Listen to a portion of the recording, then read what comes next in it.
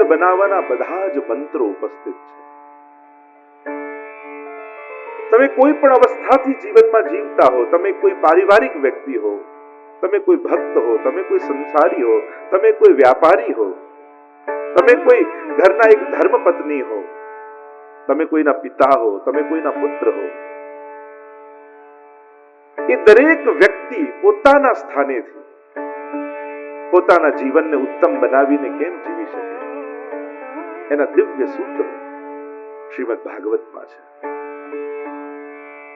સાક્ષાત શ્રીનાથજી બાબાનું વાંગમય સ્વરૂપ તો છે જ, એમાં પણ આપણા વૈષ્ણવી જીવનની ધન્યતા. એમ કહેવાય કે જીવનમાં એક વાર દરેક વૈષ્ણવે ભાગવત સપ્તાહ જરૂર કરે. આપણે ત્યાં બહુ મોટું પુણ્ય એને કહ્યું છે, બહુ મોટું સત્કર્મ એનું માનવામાં આવ્યું છે. આ એક યજ્ઞ એવો છે, આ જ્ઞાન યજ્ઞ, જેનાથી બધા જ પ્રસન્ન થઈ જાય છે, જેનાથી ભૂમિ પ્રસન્ન થાય છે, જેનાથી દેવતાઓ પ્રસન્ન થાય છે, જેનાથી તીર્થો પ્રસન્ન થાય છે, જેનાથી ભગવદ અવતારો પ્રસન્ન થાય છે, જેનાથી સ્વયં પરમાત્મા પ્રસન્ન થઈ જાય છે. એવું આ એકમાત્ર સત્કર્મ છે અને એના પ્રમાણ ભાગવતજીમાં કહેલા છે. અને એટલા માટે આ વૈષ્ણવી જીવનનું સૌથી મોટું પુણ્ય માનવામાં આવે. પણ આપણે ત્યાં તો પુણ્યની લાલસા પણ વૈષ્ણવને હોતી નથી. પોતાના કરેલા પુણ્યથી મળેલા ફળનો પણ જે પ્રસાદ બનાવીને બધાને વાટી દે, એનું નામ જ વૈષ્ણવ છે. પુણ્યો પોતે કર્યા હોય, પણ એ જ પુણ્ય રૂપે અનેક સુખ એના જીવનમાં આવે અને એ સુખને પ્રસાદ બનાવીને બધાને વાટે, એ વૈષ્ણવ. અને આવી વૈષ્ણવી વૃત્તિ અમારા આ પરિવારના ચિત્તમાં હતી કે મળેલા સુખને પ્રસાદ બનાવીને વાંટવો છે અને પ્રત્યેકના જીવનમાં પ્રસન્નતા વાંટવી છે, પ્રસન્નતા પ્રગટાવવી છે.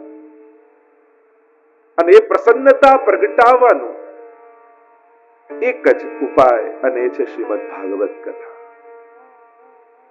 કારણ કે કોઈને વસ્તુ આપો ને તો કોઈ વસ્તુ કોઈનું કલ્યાણ કરતી નથી. મળેલી વસ્તુ માટે પણ જો સમજ ઉત્તમ ન હોય ને તો એ જ વસ્તુ એના પતનનું કારણ બની જાય.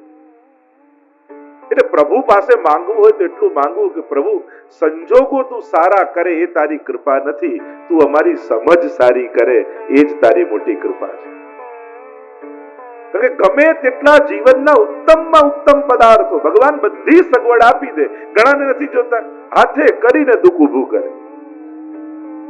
એમ લાગે કે આના દુઃખની પાછળ એના સિવાય બીજું કોઈ કારણ જ નથી. આ સમજનો અભાવ. પ્રભુને એમ જ કહેવું કે પ્રભુ, ઉત્તમ સમજ મને તું આપજે. અને જો સારી સમજ રહી ને તો વિપરીત સંજોગોમાંથી પણ સમય ક્યારે પસાર થઈ જાય ખબર ન પડે. ઉત્તમ સમજના બળે વિપરીત સંજોગો પણ ટાળી શકાય છે, પણ સમજ નાની હોય તો સારા સંજોગોમાં પણ માણસ દુઃખ ઊભું કરી દે છે.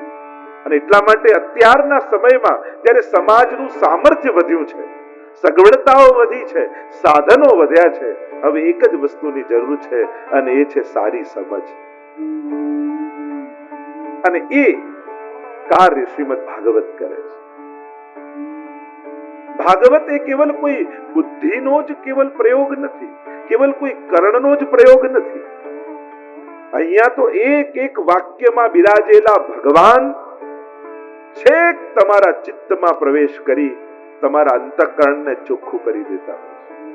અને આવું નથી કહેતો, ભાગવતજીના મહાત્મ્યમાં કહ્યું, હરિશ્ચિત્તમ સમાશ્રયેત. भगवान स्वयं हमारे हृदय में आकर विराज जाते हैं, ऐसे भागवत के महात्म्य में आए.